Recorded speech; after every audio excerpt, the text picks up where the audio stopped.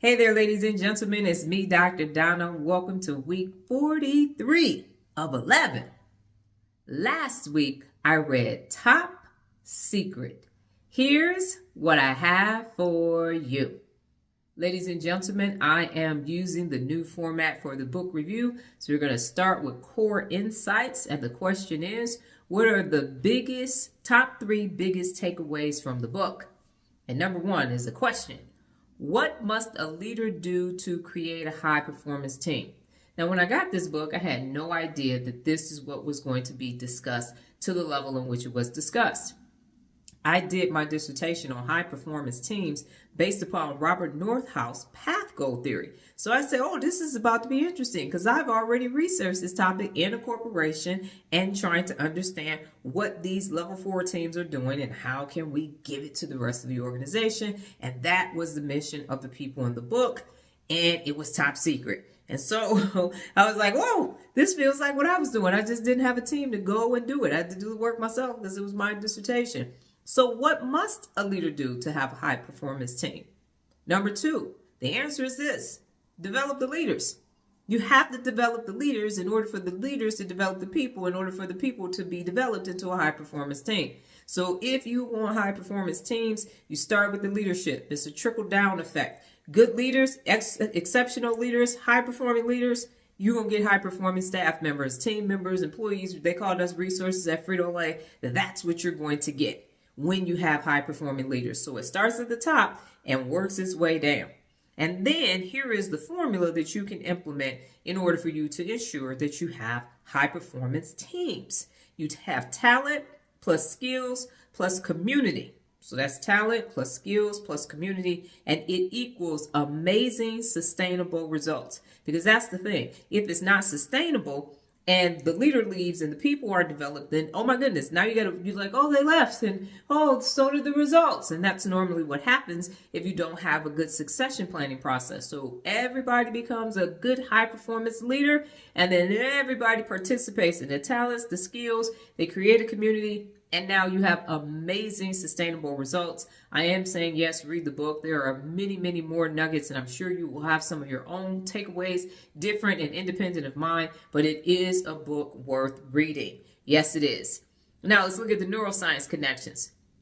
It hit the PFC, the prefrontal cortex, planning, decision-making, and focus. The team had to do all of those things. The amygdala, they got a little emotional there for a minute, and then they had to overcome their fears, and they were courageous in the end. So yes, those got checked. And the hippocampus, there was definitely learning and memory taking place for the people who developed this system, as well as them going to observe other organizations and then within their own organization. The insula, they had to be aware of what was taking place, and they had to have empathy for the teams who just wasn't getting it. It was not making sense to those teams, leaders or team members. And then finally, the basal ganglia, and that's where the habit and the routines are formed. How you do anything is how you do everything. And in order to create the fire and wire of Hebb's law, synaptic connections, and create those neural pathways, they have to become habits. They reside in the basal ganglia. Otherwise, none of it is going to be sustainable, as I mentioned, and you will not have amazing sustained results. So it's got to be cemented inside of that basal ganglia.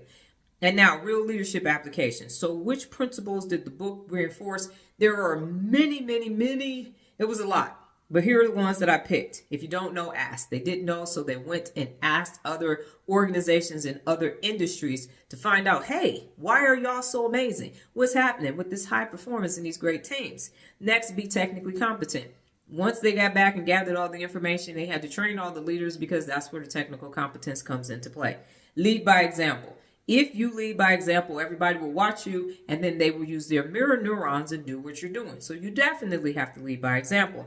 Next is inspect what you expect. So in the first round, they gave the training. They sent all the leaders back to the organizations, the smaller subsects, the small, not small groups, that's church, the business units. They sent them back, and then they went and checked on them. And then it was like, okay. And then they realized we didn't expect anything. So what did we expect? Because we didn't inspect. So you got to inspect what you expect. Next is be the best. Be the best. Be the best. Be the best. Be the standard by which excellence is always measured. And that's why they went to study the best so that they could become the best. Next is get organized and stay organized. They had to have pre-meetings, and then they had to decide, well, what are we going to be looking at? They had to get all those systems in place before they even went to go and observe, and then to bring it back and turn it into training, and then give that training to their leaders. Listen. You got 2 ears and 1 mouth. That means you should be listening twice as much as you're talking. And so when they sought expert advice, they had to listen and take copious notes so that they could come and bring that information back to their organizations. Handle conflict when it occurs. They had a person that was on their team that shouldn't have been on their team, and they had to handle the conflict because it was dissension in the team, and that person was being a thermostat and not they were being a thermometer and not a thermostat, and it was just bringing everybody down. And me reading it, knowing as much as I know about the brain, their amygdala was hijacked, and it was not a good fit. They found another position for that person, and the team moved on, and it worked out great for that person and for the team. And then leverage experts. It all started with them going to talk to experts in different industries and understanding what it takes. And that's how they built the foundation for talent plus skills plus community equals amazing sustained results. So overall, yes, it was a good book. I'm going to end with a Dr. Donna's quote. Dr. Donna quote. Leading by example means being an excellent example. If you're going to lead by example, then you need to be an excellent example in order to lead by that example. And so when people look at you, again, are you a thermostat or are you a thermometer? Do you have a hijacked amygdala or do you have a strong prefrontal cortex?